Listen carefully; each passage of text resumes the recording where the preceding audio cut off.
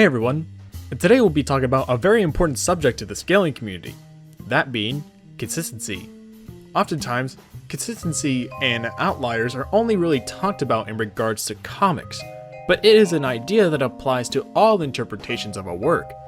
So this video will be addressing various pieces of misinformation that are spread throughout the community, and hopefully teaching you all a thing or two about what consistency actually is.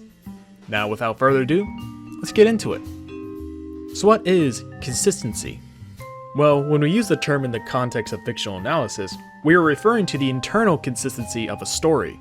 This refers to how ideas continue to function in comparison to how they've been established in the past. So for example, if we looked at Superman's heat vision, we could read comics and say it's consistent for it to set things on fire. But this idea isn't just exclusive to the effects of powers, but it would also extend to things like how strong or fast a character is. For example, within the context of Marvel, it is consistent for, say, Iron Man to be as fast as Silver Surfer, or it is consistent for Constant Valdor to be as strong as some of the Primarchs. These examples are from an introverse perspective, or within one verse. If we were to extrapolate it to an introverse perspective, it might be questions like, is it consistent for Superman to be Universal Plus? Or how strong really are Marvel's Celestials?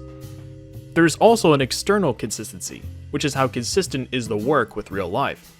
This idea is mainly used for calcs and such like, if we needed to know how big the planet was, we would assume it's the size of the Earth. With this idea of what consistency is, there are a few things that need to be talked about, like what is explanatory power, the misconception behind numerical consistency, and what exactly is a contradiction. To start off, we have to talk about what explanatory power really is. Explanatory power refers to how much predictive power and/or how many details and causal relations a piece of evidence has. So, if we have a feat where a character destroys a realm, the feat alone doesn't have many details, as a realm is such a vague term we can't conclude how big it is. Also, because we can't quantify the feat, we also can't attempt to predict what the character is capable of based off this feat alone. On the opposite end of the spectrum, if we look at Goku destroying Universe 7 with Beerus, it provides us with a clear quantification even at a surface level glance of being a universal feat. And with it, we can predict that Beerus, who is much stronger than Goku, should be capable of performing better feats. Later on in the series, we then see that Beerus and Champa fighting each other would end up destroying both Universe 6 and 7, and a clear escalation and fulfills our prediction. So with this idea of explanatory power, we can look into deeper feats and at how many can be explained via interpretations and how many feats we can include into one consistent interpretation of a work. For example, if we took Darkseid in DC and we peg him at Outerversal via being in the God Sphere, someone might try to object with, do you really think Superman is Outerversal when he fights Darkseid on Earth? Now, on the surface level, this may appear to be a contradiction, but when we look deeper into DC, we could explain the losses to Superman as Darkseid is resized when he goes through a boom tube. Thus we have one consistent explanation for how strong Darkseid is. Now all the feats erroneously labeled outliers are explained, not that any feat just gets to be an outlier as an inherent thing. For those unaware, outliers are an idea mainly used in comic book centric discussions, but they could apply to anything really. The issue here is that no feat is just an outlier, only interpretations of the feat can be an outlier. And even then, outliers are just a fault in any interpretation, as by saying it's an outlier, you're not explaining it. With this idea of coming to one consistent interpretation, regressives will often try to say, what about these 17 feats? And this leads into the next part, which is why numerical consistency isn't always right. So let's say a character has 13 feats of blowing up a mountain super casually, and then they go all out and destroy a planet. Obviously, the 13 casual feats don't lock him down to mountain level, right? This idea of casual feats versus serious feats is best shown with Saitama in One Punch Man, where people are more than willing to accept that he should be massively stronger than whatever he is shown. Be it Orochi pulling parts of the Earth's core for an attack, or Boros life wiping the planet. This way of interpreting feats doesn't always have to be as blatant as Saitama either. It's more so that casual feats don't just magically limit someone into a more grand perspective feats need more context than just X does Y to properly be used for an interpretation. While numbers aren't everything, when it comes to feats, they do play an important role with an idea we discussed earlier, that being explanatory power.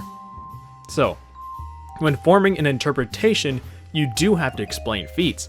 So if you're a mouth-breathing troglodyte who thinks Superman is solar system level, you still have to explain some 100 lines of universal scaling for a holding back Superman, all while also having to defend any interpretations of your lines of solar system scaling, which wouldn't make him solar system. That's not to say that uni Superman is inherently correct because the amount of feats that prove it, but rather it is correct because it explains far more than the solar system tiering. When talking about feats and consistency, two common phrases that are often said are, "That's a contradiction," or "That's a retcon." As we've already talked about, you can have several levels of feats and explain them all fairly easily, but what exactly is a contradiction? Well, to cut to the chase, there isn't such thing as an inherent contradiction, only contradictory interpretations. So a common example that gets brought up is the light fane in response to any FTL argument for Naruto before the 6-path stuff. The issue here is that the light fang isn't a limiting feat, as Naruto dodges Madara's head swing, not the light beam, thus does not contradict him being faster than light any time before the 6-path power stuff. With feats that are contradicted, at least the people arguing about it agree the feat happened and is canon. What will happen often in the comic book community specifically is something newer comes out that can be seen as a contradiction. They will say that it's been retconned. Before I address why that's an asinine notion, I'm going to give you a little tip about how to argue against the retcon mentality. So when someone says it's been retconned, they are agreeing that you are right, X thing is so strong or whatever, but they think it changes at a certain point. So the reason why retcons aren't a thing, like how people want them to be, is the notion of consistency in general. One piece of evidence doesn't just get to bin so much consistency in an explanation, as any new explanation would still have to explain all these other instances. So for example, if someone said Dispo in the Tournament of Power retcons Dragon Ball Speed, firstly, how does Dispo actually explain anything new? And most importantly, how is it what Dispo says even a retcon, since it says he surpassed the speed of light? The retcon mentality tends to be at its worst when talking about something that's coming out currently. As with anything that's older, we can consume the media after the supposed retcon to see if it is consistent. But newer things, people attempt to invoke that because it's newer, it must be a retcon. And without more material reading, what comes after isn't an option. Now we've talked a lot about internal consistency, let's talk about external consistency.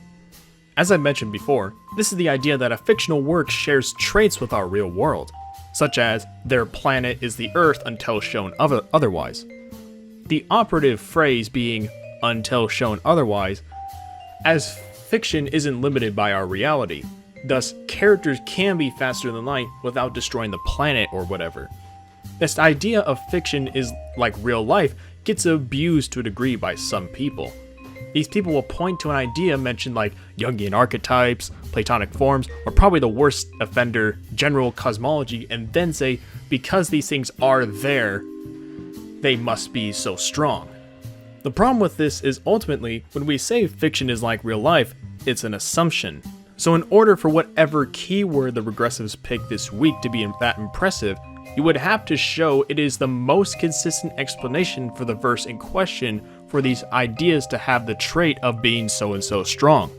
On the topic of the previously mentioned worst offender, this idea drops to a new low where people will say a multiverse has a few traits, therefore it must be a Tegmark type whatever multiverse, which makes it so strong. This falls to the same issue of being a massive leap in logic without the proper pieces of evidence. Before we wrap up the video in a conclusion, I'd like to briefly touch on crossover scaling. Crossover scaling is when a crossover, like say when Superman meets Spider-Man, or when anything has Cthulhu in it. Due to the hype beasting of these verses, people will then go to combine the cosmologies usually picking the stronger of the two to use it as a base for the other one to be above. The problem here is that by scaling above a crossover, you are making the claim that the most consistent interpretation for both verses is for them to be in one big cosmology.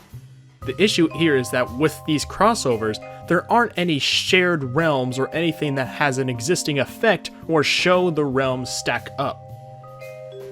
To verses like the shared verses of Wizards of the Coast, which has Magic the Gathering and D&D, or Warhammer, which houses 40k and Age of Sigmar, where there are blatant effects that ripple across the worlds of both, characters that exist in both properties, and even events that only make sense if they are linked.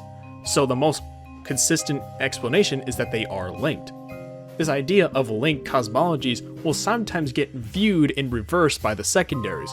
What will happen is a new writer will start to work on a series and people will swear that it is now a separate continuity or cosmology because it seems different.